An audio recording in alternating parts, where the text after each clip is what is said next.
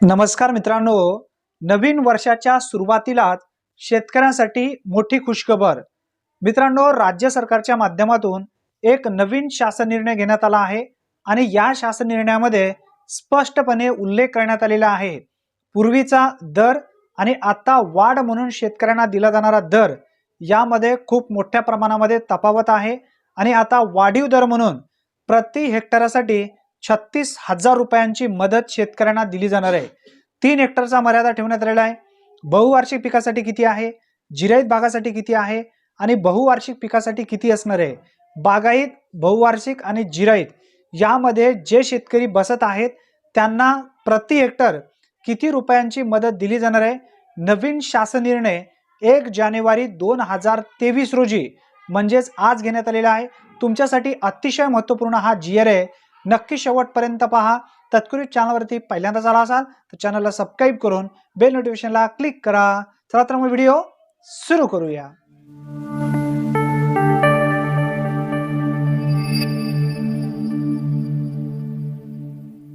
November 2023 मधील अवेळी पाऊस व गारपीट यामुळे झालेल्या व त्यापुढील कालावधीत अवेळी पाऊस व गारपीट व इतर नैसर्गिक आपत्तीमुळे होणाऱ्या शेती पिकांच्या नुकसानीकरिता राज्य आपत्ती प्रतिसाद निधीच्या निकषाबाहेर मदत देण्याबाबत महाराष्ट्र शासन महसूल व वन विभागांतर्गत 1 जानेवारी 2024 रोजी हा महत्त्वपूर्ण शासन निर्णय घेण्यात आला आहे।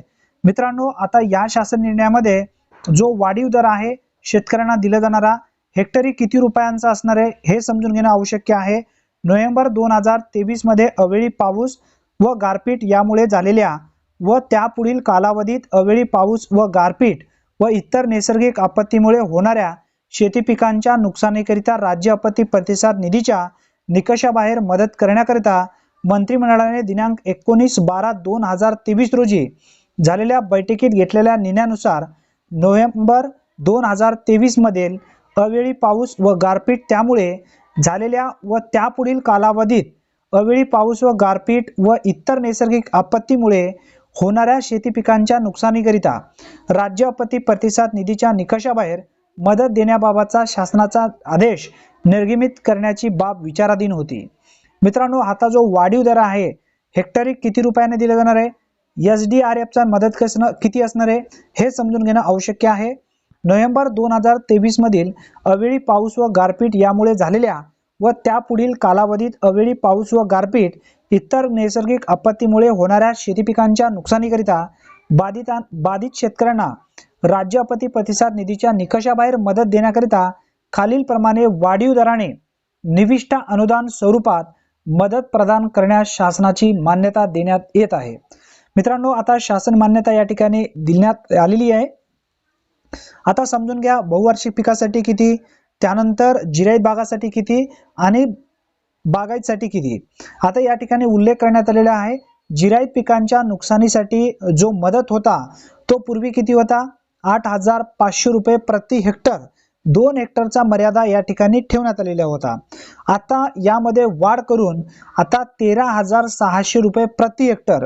बघा, 8,500 प्रति हेक्टरचा मर्यादा होता, आता 13,600 प्रति हेक्टरचा मर्यादा ठेवण्यात आलेली आहे। म्हणजे शेतकऱ्यांची लॉटरी नक्की लागलेली आहे आणि या ठिकाणी मर्यादा जो आहे 2 हेक्टरचा ठेवण्यात आलेला आहे। आता इथं 3 हेक्टरचा मर्यादा ठेवण्यात आलेली आहे। म्हणजे 2 हेक्टर पर्यंत तुम्हाला इथं मदत न मिळता 3 हेक्टर पर्यंत मदत दिली जाणार आहे जिरायत भागातील शेतकऱ्यांसाठी। कारण भरपूर मोठ्या प्रमाणामध्ये जिरायत भागातील शेतकरी आहेत।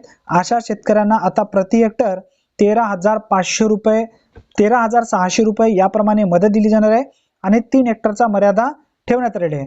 आता त्यानंतर बागायत पिकांच्या नुकसानीसाठी जो मदत आहे पूर्वीचा किती आणि आताचा किती हे समजून घेणं आवश्यक आहे। 17,000 प्रति हेक्टर होता, 2 हेक्टरचा मर्यादा ठेवण्यात आलेला होता पूर्वी। आता यामध्ये वाढ करून 27,000 म्हणजे 10,000 वाढ या ठिकाणी करण्यात आलेली आहे आणि यामध्ये जो मर्यादा आहे 3 हेक्टरचा ठेवण्यात आलेला आहे। आता बहुवार्षिक पिकांच्या नुकसानीसाठी जो मदत दिली जात होती 22,500 याप्रमाणे सर्वप्रथम मदत दिली जात होती आणि 2 हेक्टरचा मर्यादा होता। आता यामध्ये वाढ करून 3 हेक्टरचा मर्यादा ठेवण्यात आलेला आहे आणि 36,000 प्रति हेक्टर याप्रमाणे मदत दिली जाणार आहे असा उल्लेख स्पष्टपणे या शासन निर्णयामध्ये करण्यात आले आहे.